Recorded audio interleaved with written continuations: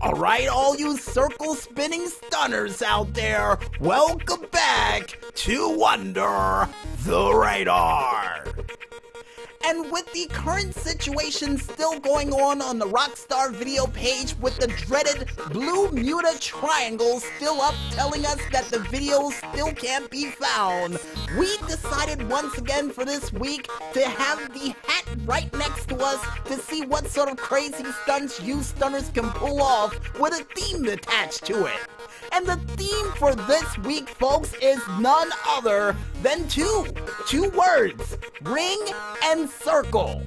So without further ado and without further delay, with Maestro still holding up those two words to remind me where these stunts came from, I think it's time for us to go ahead and check out which one of you crazy stunners is gonna circle your way through a ring of fire as we leap into yet another themed edition of the wild world of stunts.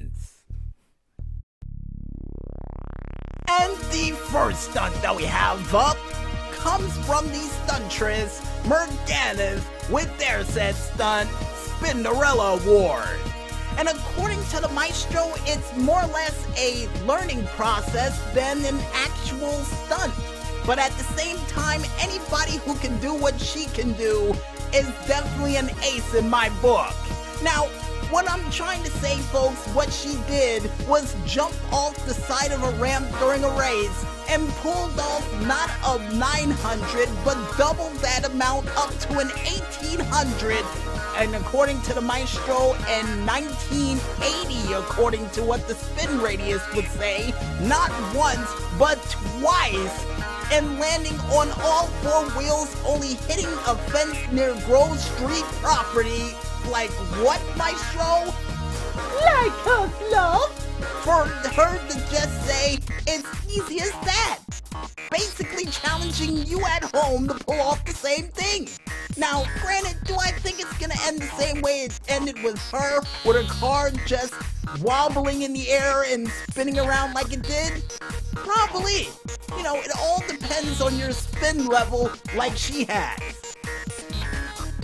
And the next stunt that we have up, which comes from the stunner Dolvan, or Ivan? Or Dolivan? You know, we'll go with the third one with their said stunt, GTAO, firing rockets at a yacht. Now, before any of you at home thinking that he's actually firing rockets at a yacht, nope, rocket voltics. Because he would say in the description, did I mention those rockets were attached to cars? No, you didn't.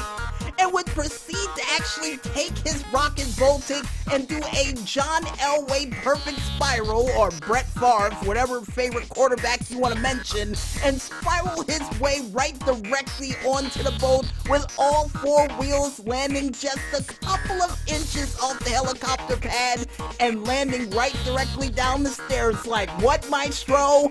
Like a glove?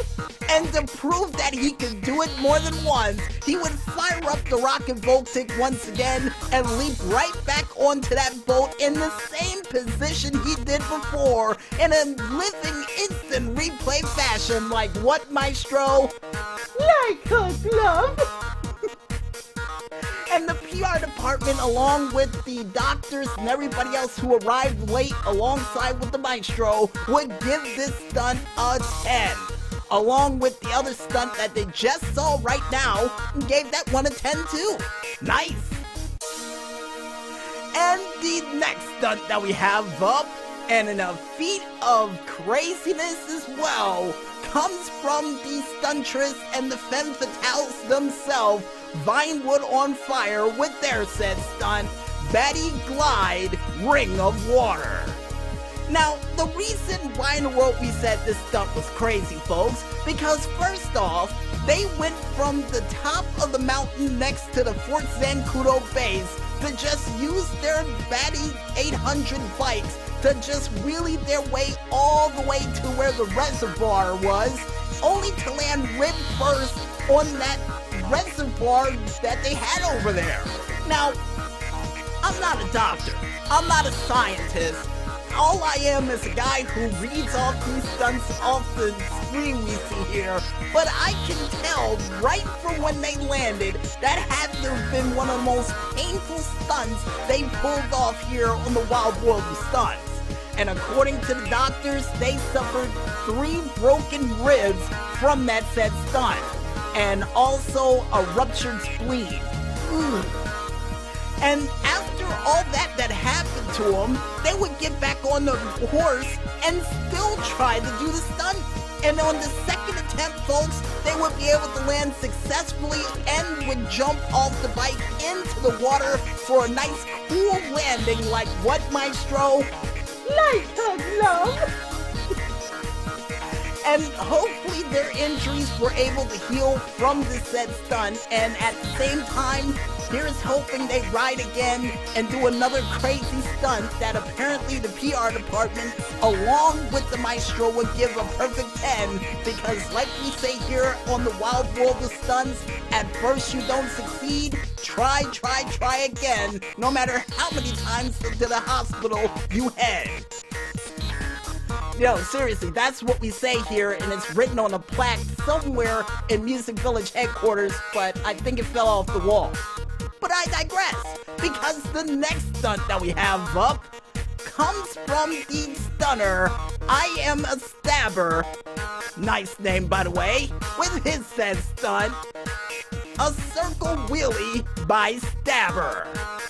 Now, the stunner, whose name is really Stabber, which was his name back when he was in the motorcycle group back 3 years ago, would decide to show everybody at home not only how cool he is while riding this bike, but also would show you how to pull off a circle wheelie.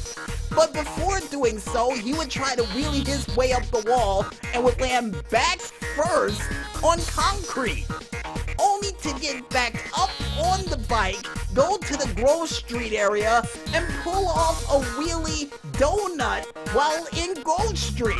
Now, the fact that he didn't get shot, and on top of that was able to pull off this stunt, and afterwards flip everybody off who thought he couldn't pull off the stunt, only to ride off into the sunset, truly shows you how much skill this guy has.